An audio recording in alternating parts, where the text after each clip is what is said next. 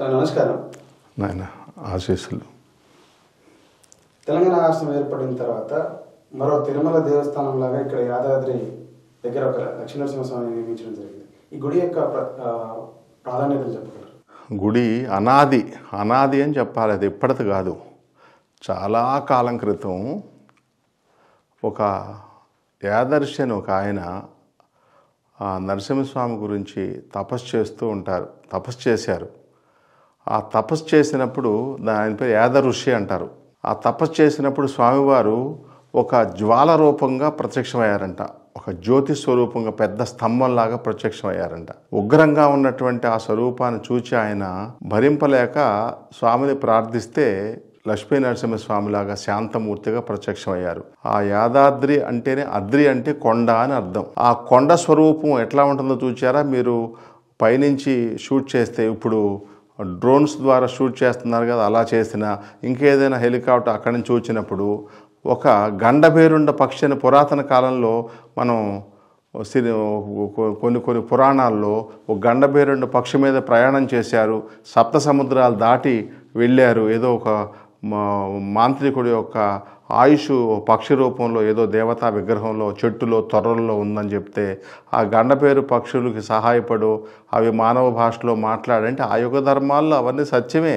మన శాస్త్రాల్లో పురాణాల్లో ఉండేవన్నీ కూడా ఇప్పుడు సైంటిస్టులు పరిశోధన చేసి కూడా నిజంగానే ఉన్నాయి. ఇప్పుడు కొత్తగా అయోధ్యలో రామాలయం కట్టినప్పుడు ఆ గండపేరుండ పక్షులన్నీ అక్కడక్కడగా వచ్చి అరుదుగా కనిపించేవి, అసలు కనిపించని పక్షులు విస్తారంగా వచ్చాయని నిన్న కూడా నేను పేపర్లో వీడియోలో చూశాను. అంచేత ఆ యొక్క ఆ గండభేరుండ పక్షి స్వరూపంగా గండభేరుండ నారసింహ, ఉగ్ర నారసింహ, లక్ష్మీ నారసింహ, యోగానంద నారసింహ, జ్వాలా నృసింహ అని చెప్పేసి 5 రకాల రూపాల్లో ఆ నరసింహస్వామిని అక్కడ ఆవాహన చేసుకున్నారు. ఆయన 5 రూపాలుగా విభజింపబడి అక్కడ ఉన్నారన్నమాట. ఆ జ్వాలకు చిహ్నంగా పైన గుహలో ఒక జ్యోతి ప్రజ్వరిల్లుతూ కనపడుతూ ఉంటుంది. పక్కన ఒక చిత్రలేఖన చేశారా అన్నట్టుగా ఆ ఉగ్ర నరసింహ స్వరూపాలు, యోగానంద నరసింహ రూపాలు ఉంటాయి. ఆ లక్ష్మీ నరసింహ స్వరూపం మట్టుకు స్పష్టంగా వెండి విగ్రహ రూపంగా రకరకాలుగా మీరందరూ యాదాద్రిని పరిసర హైదరాబాద్లో ఉండేవారు కాబట్టి మీరు చాలాసార్లు దర్శించి ఉండొచ్చు. ఆ నరసింహస్వామి యొక్క అనంతమైన మహిమలు మేము ఆ పరిసర గ్రామంలోనే మా ఆశ్రమం ఉండటం చేతను నేను ఆయన భక్తుడినై ఆయన పిలిచినందువల్ల స్వప్నంలో కనపడటం వల్లే నేను వేరే ఆంధ్ర ప్రాంతం నుంచి వచ్చి ఇక్కడ ఆశ్రమం స్థాపించుకోవటం వల్ల అద్భుతమైనటువంటి మహిమ అన్నమాట. ఆయన మహిమ ఎంత అద్భుతమైన మహిమ అంటే, మీరు ఒక 40 రోజులు ఆ క్షేత్రంలో నివసించారంటే గుట్ట దిగకుండా ఉండి అక్కడ స్వామివారి ప్రసాదం స్వీకరించి ఎలాంటి అనారోగ్యాలైనా నిజంగా ఆపరేషన్ చేయాలనే వాళ్ళు ఎంతోమంది నాకు సాక్ష్యం చెప్పారు. ఏమని, మీకు ఆపరేషన్ చేస్తే కూడా బ్రతకరేమో అనుకునే వాళ్ళం వచ్చి అక్కడ నిద్ర చేశామండి, మాకు చేతబళ్ళు, బాణామతులు, క్షుద్రమంత్ర ప్రయోగాలు చేస్తే అవన్నీ వచ్చి అక్కడ ఉన్నాము, ఎంతమంది దగ్గర తిరిగినా సరి అవ్వకపోతే ఆ నిద్రలో వచ్చేసి ఆ హిరణ్యాక్షుడిని ఎట్లయితే ఇట్లా పొట్ట చింపి ఆ పేగుల్ని మెడలో పెడజంజాలుగా వేసుకున్నట్టుగా ఏదో గ్రహాన్ని మా నుంచి లాగివేసినట్టుగా మాకు డాక్టర్లాగా ఆపరేషన్ అయిపోయిందన్నట్టు మొత్తం అది ఇచ్చే అవసరం, ఆపరేషన్ చేసేసిన ఫీలింగ్ మా మనసులో ఉందండి. తర్వాత మేము టెస్ట్ చేయించుకుంటే కూడా అక్కడ ఆపరేషన్ అయిపోయింది, నీకేం లేదు, మేము ఇచ్చిన మందుల ప్రభావం చేత ఆ ప్రభావం పోయింది, ఆ గడ్డలు అవన్నీ కరిగిపోయాయని చెప్పారండి అని అనేక మంది చెబుతారనమాట. ఏదైనా ముడుపు కట్టుకోవటం ఉంది. అక్కడ గిరి ప్రదక్షిణ, మా కాలభైరవుడికి ఎలా స్వాతి నక్షత్రమో మనందరికీ నామ నక్షత్రాలు, జన్మ నక్షత్రాలు ఎలానో ప్రతి దేవత ఉద్భవమైనటువంటి టైంని బట్టి వారిది స్వాతి నక్షత్ర సమయంలో ఉద్భవించారు. కాలభైరవుడు, లక్ష్మీ నరసింహస్వామి ఇద్దరు కూడా స్వాతి నక్షత్రంలో ఉద్భవించారనమాట. పుట్టారు, ఆ అవతారం వచ్చిందనమాట. మానవుల్లాగా వాళ్ళు పుట్టరు కదా, ఉద్భవిస్తారనమాట. ఆ స్వాతి నక్షత్రానికి గిరి ప్రదక్షిణ చేస్తారు. గిరి ప్రదక్షిణ అసలు ప్రతి సృష్టిలో అణువులు, పరమాణువులు అన్నీ కూడా క్లాక్ వైజ్గా సృష్టి క్రమం అన్నమాట. రాహుకేతువులు యాంటీ క్లాక్ వైజ్గా ఈ బ్రహ్మాండం అంతా కూడా, పాలపొంతలంతా కూడా పరిభ్రమిస్తూ ఉంటాయన్నమాట శూన్యంలో, అంతరిక్షంలో. అందుకని పరిక్రమణకు మించినటువంటి గొప్ప ఉపచారం, దైవానుగ్రహం పొందేది లేదు. రమణ మహర్షి దగ్గర అట్లానే తిరువన్నామలైలో గిరి ప్రదక్షిణ చేస్తారు. ఇది కూడా ప్రతి రోజు చేస్తారు. స్వాతి నక్షత్రం రోజున విశేషంగా వందలాది మంది ఈ మధ్యకాలంలో పూర్వం ఉన్నటువంటి గవర్నమెంటు చక్కగా ఎన్నో కోట్లు ఖర్చు పెట్టి తెలంగాణ ఆంధ్ర నుంచి విడిపోయిన తరువాత మొత్తం సంయుక్త ఆంధ్ర తెలంగాణ ప్రాంతాలకి అవిభక్త ఆంధ్రప్రదేశ్గా ఉన్నప్పుడు తిరుమల ఎలా అయితే దివ్యక్షేత్రమో ఇప్పుడు తెలంగాణకి ఎకింటూ తిరుమల అన్నమాట. తిరుమలతో సమానమైనటువంటి క్షేత్రం కాబట్టి తెలంగాణలో ఆ క్షేత్రాన్ని అభివృద్ధి చేసుకోవాలనుకుని ఆ పూర్వం గవర్నమెంట్ కొన్ని వందల కోట్ల రూపాయలు యథార్థంగా లౌకిక రాజ్యంలో ఒక ప్రత్యేకంగా గవర్నమెంట్ ఒక పుణ్యక్షేత్రానికి అన్ని వందల కోట్లు సాహసంతో వెచ్చించి బడ్జెట్లో మరి వెచ్చించి మరి అది మన తెలంగాణకి తిరుపతి మన నుంచి విడిపోయిన దాని మీదట ఈ తెలంగాణ ప్రాంతానికి ఇదే విశేషమైనటువంటి దేవాలయంగా ఉంది. ఇప్పటికే పవిత్రత రీత్యా శక్తి రీత్యా, కానీ సౌకర్యాల రీత్యా ఆగమశాస్త్ర రీత్యా కొన్ని ఇబ్బందులు ఉంటాయని దేశంలో ఉండేటువంటి గొప్ప గొప్ప వైష్ణవ సిద్ధాంతుల్ని మేధావుల్ని ఆగమశాస్త్ర పండితులందరినీ కూడాను పిలిచి చక్కగా ఆగమశాస్త్ర రీత్యా ఎలా అయితే నిర్మాణం చేయాలో ఆ విధంగా నిర్మాణం చేసి ఆ దేవతల యొక్క ఇంకా వాటి శక్తియుక్తుల్ని పెంపొందించేటువంటి హోమాలు అనేక రకాల క్రతువుల్ని అనేక రకాలుగా అనేక సంవత్సరాలుగా చేయటం జరిగింది. ఇప్పుడు పూర్వం ఒక 10 ఏళ్ల క్రితం యాదగిరిగుట్ట క్షేత్రాన్ని మీరు దర్శించిన వాళ్ళు ఎవరైనా ఇప్పుడు చూస్తే ఒక మహారాజాంతపురంలో పెద్ద కోటలో అద్భుతమైనటువంటి మహాద్భుతమైన కట్టడాలుగా మీరు చూస్తారు. తమిళనాడు ప్రాంతంలో ఉన్నటువంటి పెద్ద పెద్ద దేవాలయాలు చూసినటువంటి అనుభూతి మీకు కలుగుతుందన్నమాట. తిరుపతి ఎంత విశేషంగా శక్తివంతంగా ఉన్నా ఇంత అద్భుతమైనటువంటి కట్టడాలుగా లేదేమో అనిపిస్తుంది తప్పుడు పైకి చూసినప్పుడు. అంత అద్భుతంగా ఇప్పుడు యాదగిరి క్షేత్రం పునర్నిర్మించబడింది. ఆ స్వామి యొక్క మహిమ ఇంత అంతా కాదు. ఫస్ట్ స్వాతి నక్షత్రం రోజున కనుక ప్రదక్షిణ చేసినట్లయితే 40 రోజులు మండల దీక్ష అక్కడ ఉండి జరిపినట్లయితే ఆయన చేయనటువంటి పని లేదు. అంత విశేషమైనటువంటి శక్తి కలిగినటువంటి క్షేత్రం అన్నమాట. అక్కడికి వెళ్ళినటువంటి భక్తులకి ఒక విశేషమైనటువంటి కొన్ని పదార్థాలతో తీర్థం ఇస్తారు. తరువాత ఒక చిన్న బెత్తం ఉంటుంది స్వామివారి దగ్గర మంత్రదండం వలె.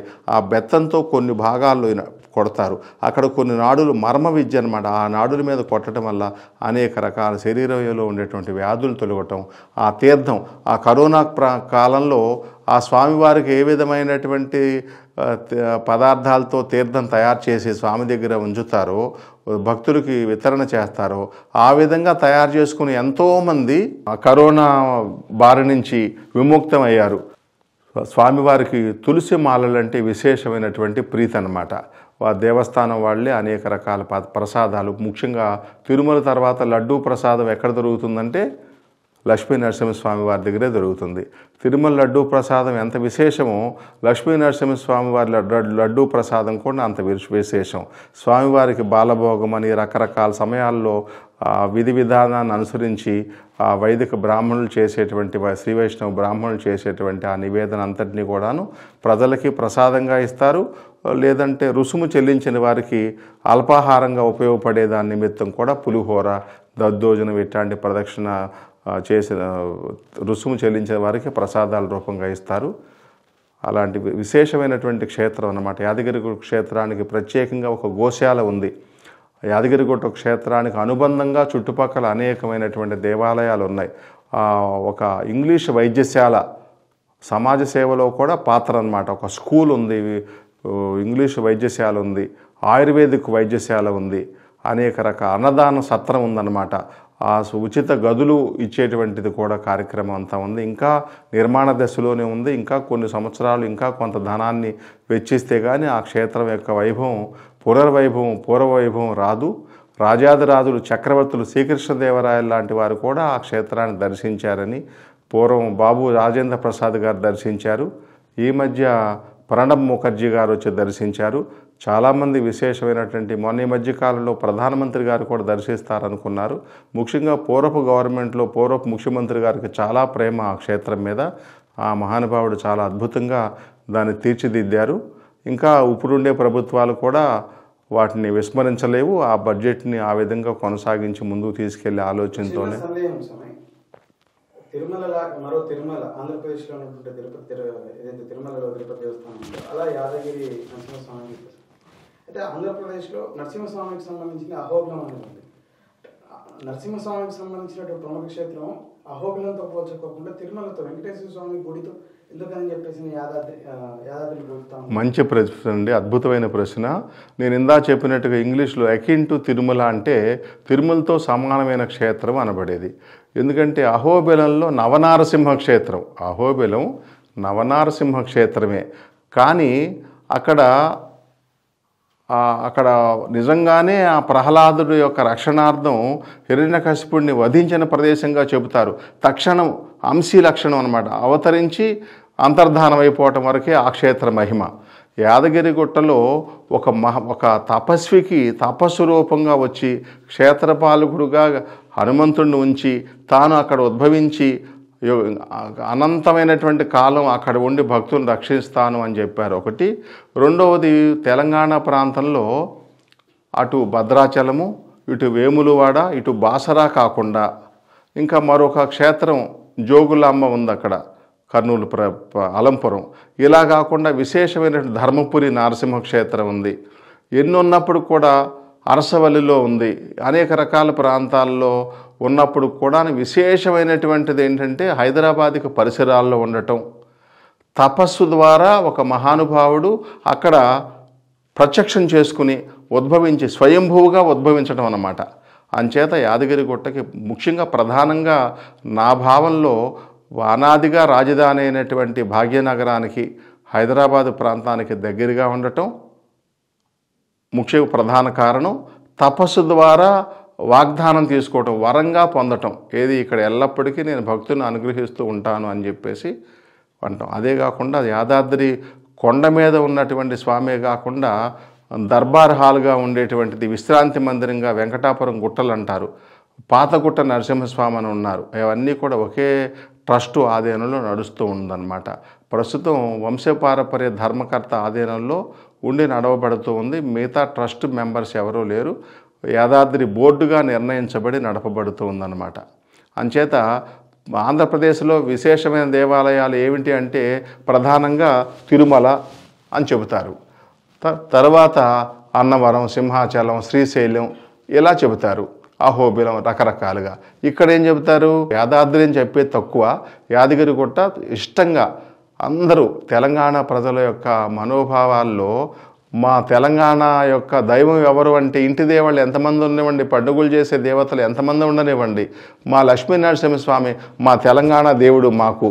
మీకు తిరుపతి ఎలా అయితే ఇక్కడ మాకు తెలంగాణలో యాదగిరిగుట్ట నరసింహస్వామి అన్నట్టుగా వారి మనోభావాల్లో మా తెలంగాణ ప్రజలందరిలో కూడా, పాలకులే కాదు పాలితుల్లో కూడా ఆ విధమైనటువంటి భావన ఉందన్నమాట.